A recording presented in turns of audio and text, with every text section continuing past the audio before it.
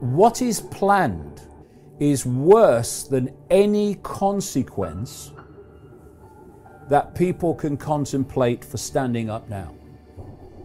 The consequences of not standing up are far, far worse as this goes on, which it will if we don't do that, than any consequence for standing up now. What is freedom of speech?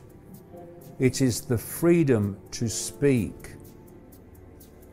Freedom of speech is deleted when you cease to use the freedom to speak. So keep speaking your truth. And if people don't like it, they can do the other thing. And I'll tell you from experience that if your truth has any validity, then those who mock and ridicule will eventually stop you in the street and ask you what the hell's going on. You know, I have this phrase I've used many times.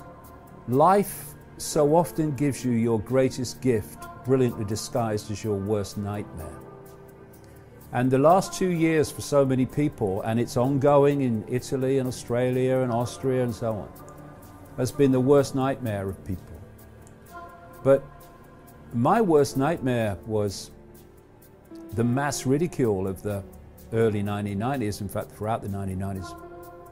But it set me free. It set me free of the prison of what other people think, so I could really, truly be me at all times. So every challenge is an opportunity. And we can, you know, go into victim mode. It's terrible what this cult is doing. Well, actually, it's only doing what it's doing because we're allowing it to do it, right? So let's take some responsibility here. But we have the opportunity to go deeper into victim mode, how terrible it all is, and for many it is.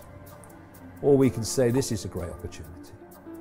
We got a chance of sorting this out for the first time in known human history. This is absolutely in our face. We can sort this out now because we have the numbers. And so it's a time of fantastic opportunity, but it's going to take backbone and it's going to take round ones to grasp that opportunity. But I would say this, what is planned is worse than any consequence that people can contemplate for standing up now. The consequences of not standing up are far, far worse as this goes on, which it will if we don't do that, than any consequence for standing up now. Line in the sand, because the longer we leave it, the harder it's going to get. Great opportunity. We've got to grasp it though, and then we can look back when we leave this world or as we get older. I mean, I'm old now, really. And say, God, what an achievement. We set the world free after all this time. That's the opportunity that we can grasp. Whether we will, we'll see. But I remain optimistic. And so celebrating your uniqueness, refusing to have your uniqueness suppressed by authority or peer pressure, is to celebrate uniqueness as well as celebrating that we're all part of an infinite whole. And once we realize we're all part of an infinite whole, what are we competing with each other for? Why do people get up in the morning to get more and more money when it would take 100 lifetimes to spend what they've already got, when other people are struggling? Why are we competing with each other? Why aren't we loving each other? Why aren't we looking after each other and looking out for each other?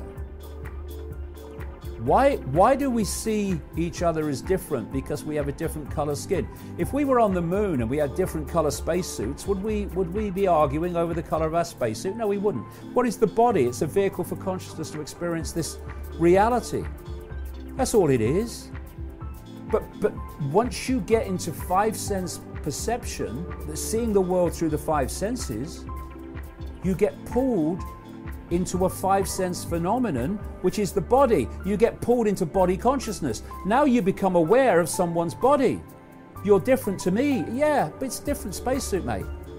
I am you, you are me. We're different, unique expressions of the same consciousness. And you see that from here.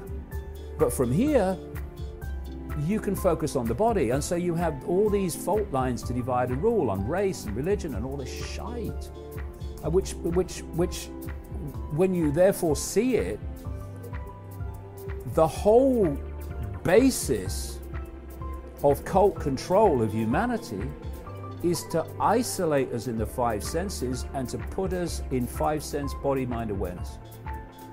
That's once they've done that, they got you. If you isolate the five senses from an influence of expanded levels of consciousness, how do the five senses get a fix on the world? They're not going to get inspiration from here. They're not going to get insight from here because they've shut off from that. The only way they can get a fix on the world and what they think is the world and what they think is them is out there.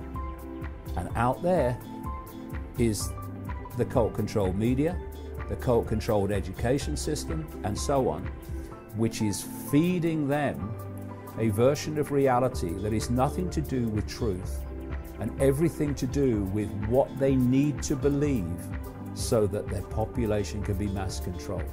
The education system is not about education, it's about indoctrination, it's a programming system. The media is a programming system, and the people running the media, working in the media, called journalists, are themselves programmed. It's programmed minds programming other minds. Teachers program minds programming other minds, generation after generation. It's a self-perpetuating system where the blind literally lead the blind in terms of perception. But you change your self-identity. It's all you need to do in my experience. Instead of identifying with the human labels, which pull you in the five senses, which pull your self-identity in the five senses, and your perceptions in the five senses, instead of saying, I am Bill driving the bus, I am Ethel on the checkout, I am Mary down the call center, you say that they are labels for an experience that my consciousness, eternal, infinite state of awareness is having. That's the I. And what happens is as you expand your self-identity from little me to big me, by definition, you are expanding your awareness by expanding your self-identity out into the field of consciousness, which is beyond this world and thus beyond the manipulation of this world. And suddenly you can see the manipulation of this world in ways you couldn't see before. It's what happened to me in 1990, 91. Suddenly the world looked a completely different place. Why? Because I'd gone from there to there with an explosion that opened my mind and led me into massive ridicule for a while. But the ridicule set me free because it set me free of the fear of what other people think. And that's the prison that most people live in, the fear of what other people think. And once you take that on board, and most people do, you are no longer you. You are what you think, want you to be. So you become them. And what's that doing? Giving your power away yet again. We should be expressing and celebrating our uniqueness, because although we are all part of one seamless consciousness, we are a unique expression of it. We are the sum total of our experience and what it has given to us. Thus, we are unique and part of a unity.